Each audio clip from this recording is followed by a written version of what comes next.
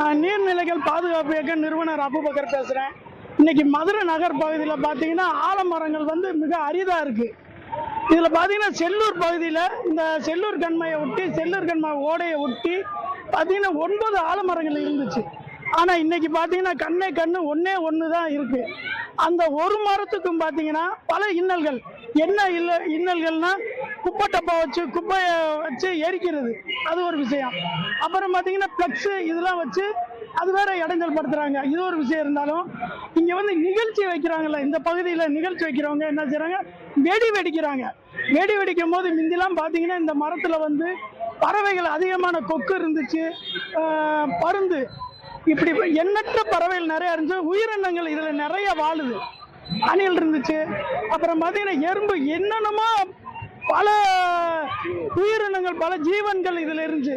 ஆனால் இன்னைக்கு இந்த வெடி வெடிச்சனால இந்த இதெல்லாம் வெடி வெடிக்கும் போது பறந்து அது போயிடுது, அது இடத்த விட்டே போயிடுது.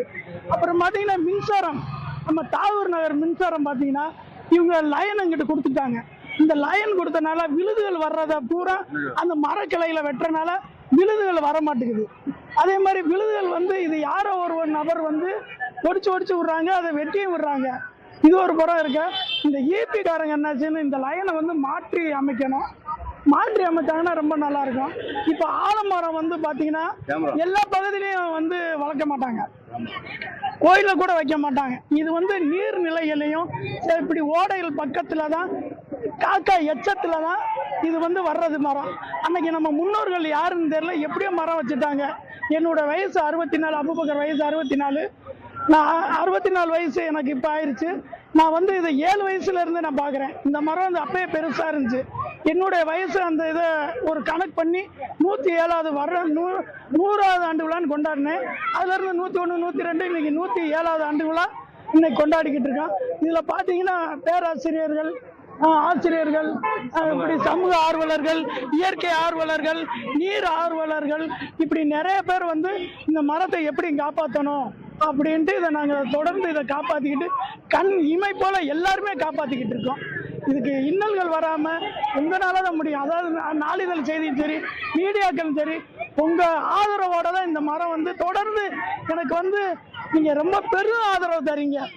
எனக்கு ஆனந்த கண்ணீர் தான் வருது. நீங்கள் அவ்வளோ ஒரு எனக்கு ஒரு ஒரு ஒரு அது என்ன சொல்றது, வெளிப்புற இயற்கைக்கு ஆதரவு நீங்க தரீங்க. எல்லா சேனலும், எல்லா டிவி சேனலும் இன்னைக்கு கேக் வெட்டி இனிப்பு வழங்கி பிள்ளைகளுக்கு நோட்டு, புஸ்தகம், பேனா எல்லாம் வழங்குறோம். நம்ம ராஜாஜி நடுநிலைப் பள்ளியின் 107வது ஆண்டு விழா முன்னிட்டு கேக் வெட்டி இனிப்புகள், பூந்தி, அப்புறம் பார்த்தீங்கன்னா பேனா, பென்சில், நோட்டு எல்லாம் நாங்கள் கொடுத்துக்கிட்டு இருக்கோம்.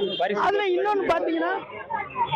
இன்னொன்று பார்த்தீங்கன்னா ஆலமரம் படம் வரைஞ்சிக்கிட்டு இருக்காங்க. நீர்நிலைகள், ஆலமரங்கள், இது பூரா நம்ம ராஜாஜி நடுநிலைப் பள்ளிகள் சிறு குழந்தைகள் வரைஞ்சு கொண்டாந்துக்கிட்டு இருக்காங்க. பார்த்தீங்களா ஆலமரம் மாதிரி எவ்வளோ ஒரு ஆர்வமாக இருக்காங்க பார்த்தீங்களா. இதே தான் சாட்சி. ஏன்னா இன்னைக்கு நம்ம என்னைக்குன்னு நான்லாம் சொல்ல முடியாது. என்னெல்லாம் பொதுவாக பெரியவங்க, இந்த வருங்கால சந்ததியர்கள் தான் இந்த ஆலமரத்தை பாதுகாக்கணும்னு நாங்கள் இது பண்ணிக்கிட்டு இருக்கோம்.